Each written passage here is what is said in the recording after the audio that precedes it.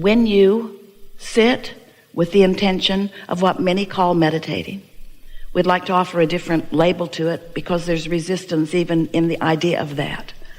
But if you can decide that you want to quiet your conscious mind enough so that the non-physical mind that is purely focused upon all that you've become and the wholeness of who you are, if you can find a way of tuning into the vibrational frequency of that, those vibrations, once you learn to sit there for a little bit within them, will begin to turn to thoughts. And when those thoughts come, you will feel and understand, while we don't want you to focus very much upon them, the pleasure and the satisfaction of that thought. And as you sit there, not distracted by current, what you want to call reality, but experiencing the whole of your now vibrational reality, what's in your vortex will be able to make its way into your manifested world through the pathway that is your non-contradicted mind. Does that sort of make sense to you? So, have you ever sat to meditate? Do you sometimes do that? Are you doing it on a semi-regular or regular basis? And when you sit to meditate, when someone suggested to Jerry and Esther that they meditate, as soon as they got away from that person in the car, they said, "That's just weird." Jerry said, "I think of myself more as a business person." Meditation just seemed weird to them. That was many years ago, and to many it still seems weird today. But it's because there's not an understanding of what it means. Meditation, if you understand it, and you're about to, will take you back to the core vibration that is unchallenged by beliefs that are keeping you from what you want. Meditation will take you to the vibrational frequency that your inner being is, and as you're able to maintain it for a little bit, law of attraction will bring momentum to that.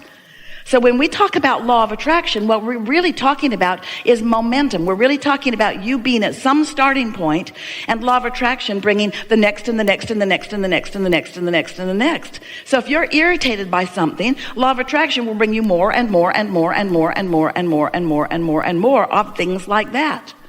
If you are in love with life, law of attraction will bring you more and more and more and more and more and more and more and more of that. But we love you so much. We love you so much. You are sloppy in your thinking. You are reactive in your thinking. You are letting everything in the world be the reason that you are offering the vibration that you're offering, and then you are in opposition to what you really want. You can't get there from there. So, when you sit to quiet your mind, at first it's very difficult because your mind has been trained to be responsive to your environment. But when you quiet your mind, and what that requires is focusing upon something quieter. Esther sat to meditate yesterday,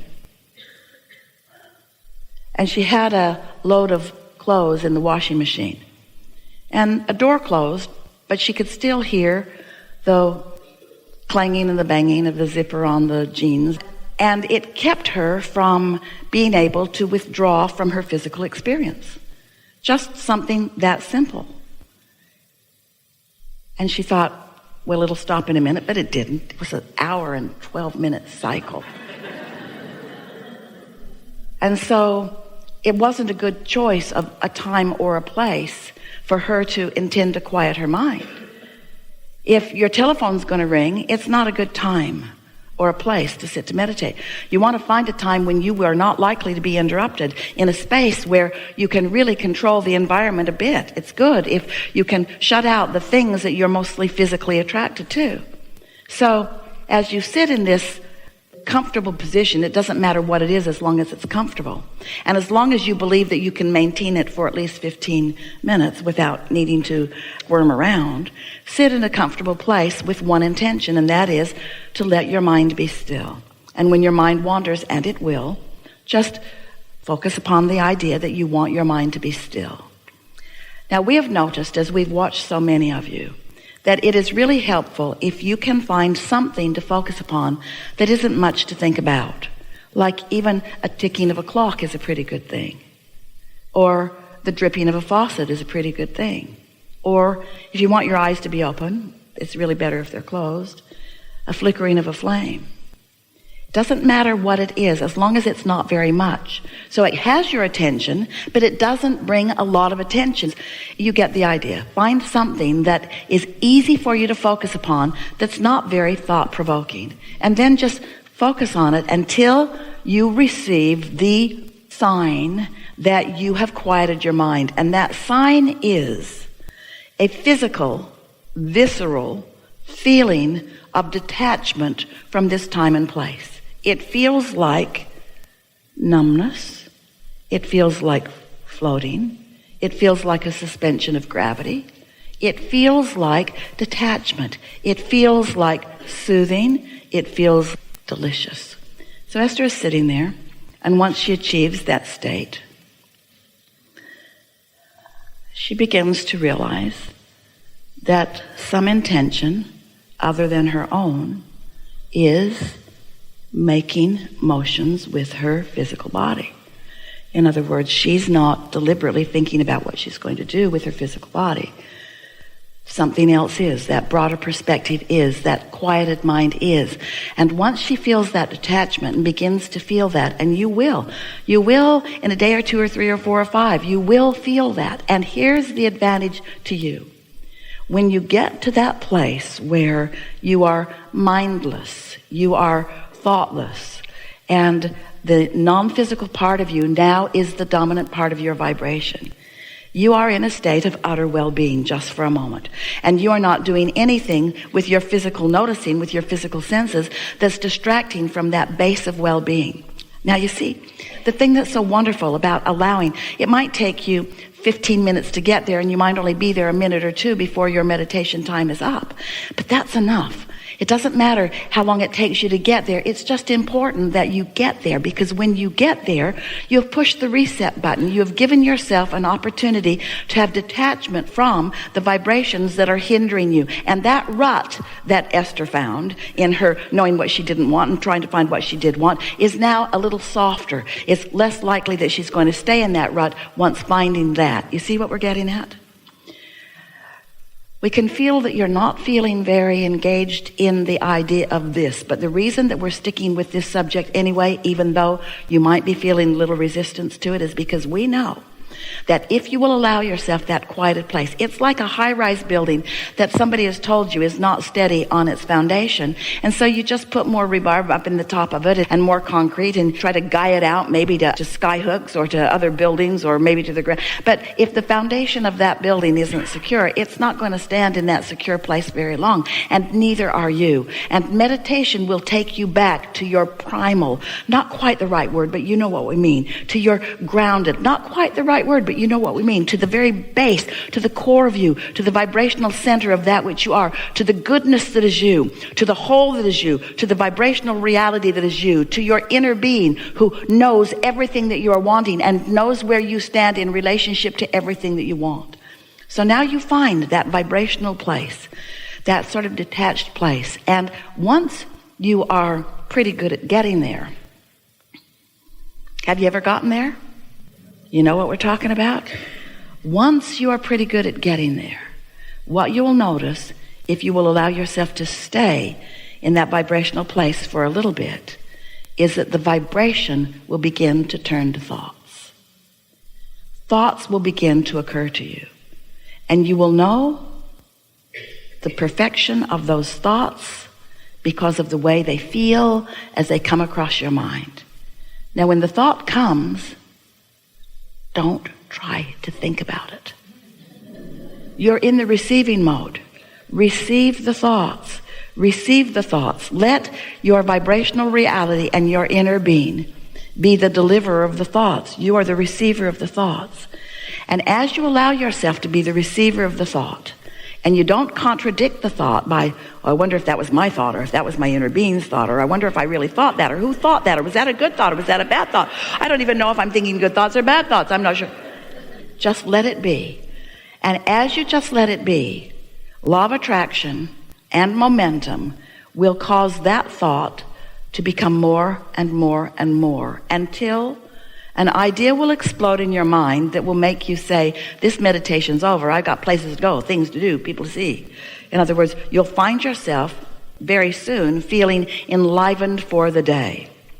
And it doesn't take more than about a week of that, and we're only talking about 15 or 20 minutes, before, as you begin your day like that, then everything in your day, these ruts that you've been in relative to different relationships or different situations, will begin to soften out. They will begin to dissipate. The problems will dissipate. And if you don't get too carried away in taking score of what's dissipating, and instead you just enjoy, you just find the satisfaction factor in finding your clarity and your strength. Besides what's happening with your mind, you allowing thoughts to turn to things, your physical apparatus is being rejuvenated. You are in the replenishing mode. Everything about your experience is being enhanced and improved because you are allowing yourself a respite from the contradictory thoughts that you didn't even know you had, that are in the form of beliefs that you've picked up along your physical trail in defense of the world that you are defending yourself against. You must be defenseless to be in the receiving mode. And that feels so weird because that sounds like, oh, but what if there are bad things trying to get me? And we say, the thing is, no bad things are even after you unless you're thinking about them. So when you defend yourself against them, you're putting more thoughts that you need to defend against. You sort of kind of get what we mean by that? There is no law of assertion. There's only a law of attraction. Nothing is being asserted into your experience. It is all being attracted into your experience. And so, it's such a good time to return for a little while every day to the true nature of your being, where you allow the full force of goodness and wisdom and clarity to demonstrate in your day-to-day experiences.